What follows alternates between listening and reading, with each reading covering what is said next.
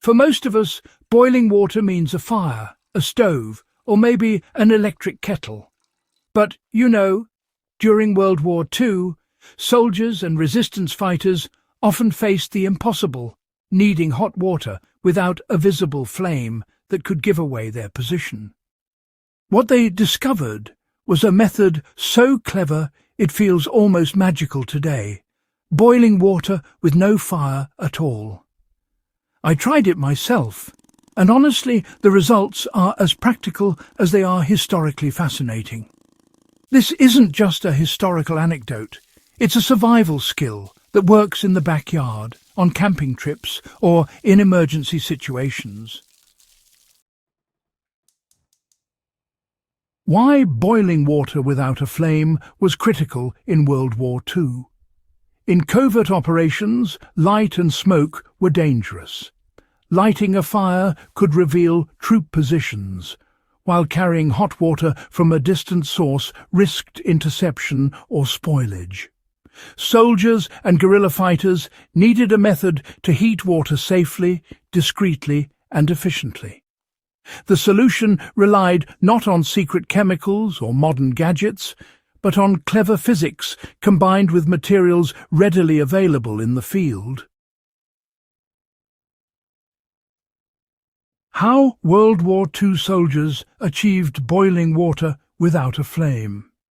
The trick involved a chemical reaction known as exothermic oxidation. Certain metals, most commonly aluminum or magnesium powders, were combined with water-reactive compounds like calcium oxide or quicklime. When mixed carefully, these reactions generated intense heat, enough to raise water to boiling without fire. The principle was straightforward.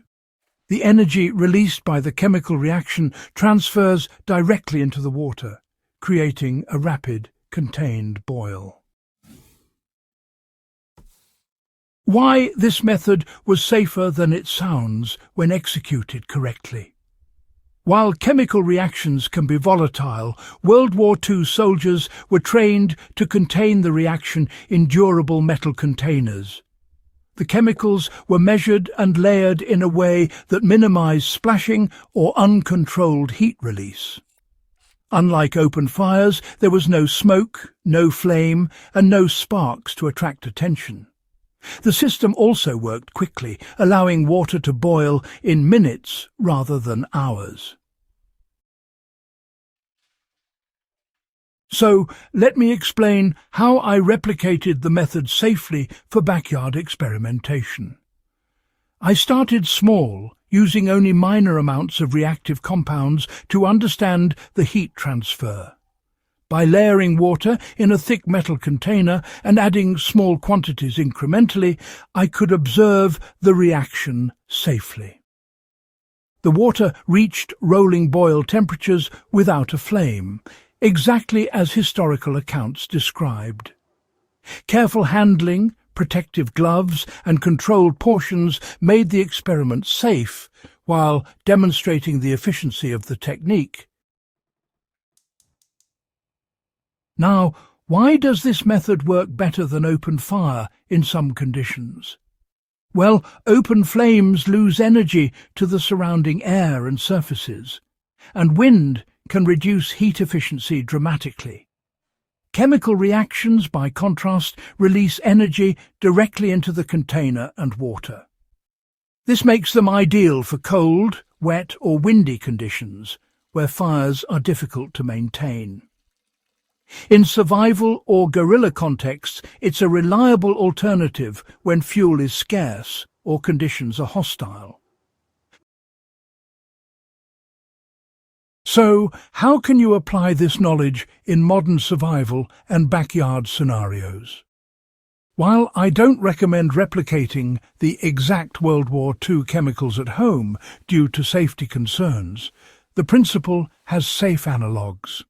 For example, commercially available flameless ration heaters use similar exothermic reactions to heat water and meals. Understanding the concept allows you to appreciate alternatives to fire-insulated containers, chemical heat packs and portable heating pads all work on the same energy transfer principle, and some can be used safely in controlled backyard settings or camping trips.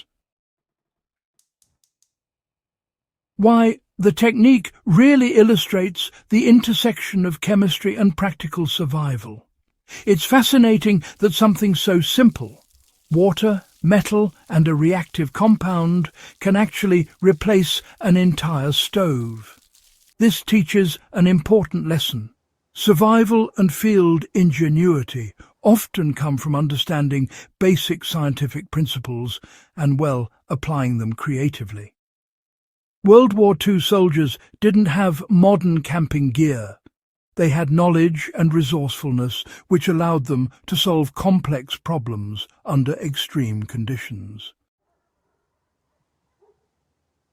To improvise heat sources like World War II soldiers, you've got to think differently. The key takeaway here is energy transfer. Boiling water requires heat, but that heat doesn't have to come from flames. Insulation, chemical reactions, solar concentration, friction, and even exothermic cooking packs. These are all ways to achieve the same result.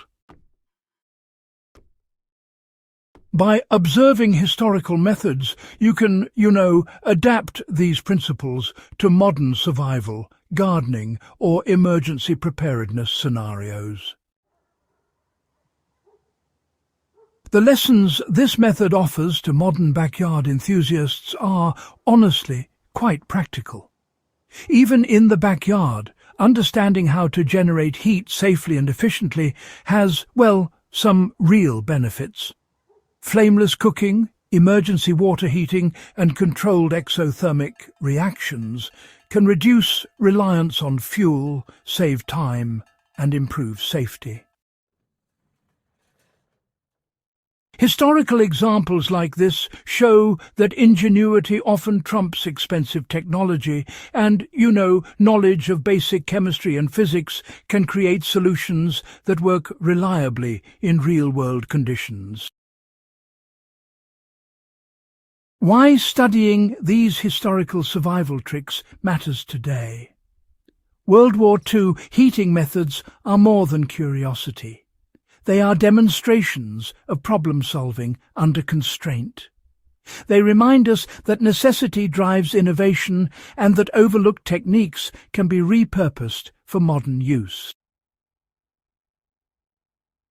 By learning these methods, backyard enthusiasts and survivalists alike can expand their toolkit, reduce dependence on conventional fuels, and honestly approach problem-solving with historical insight.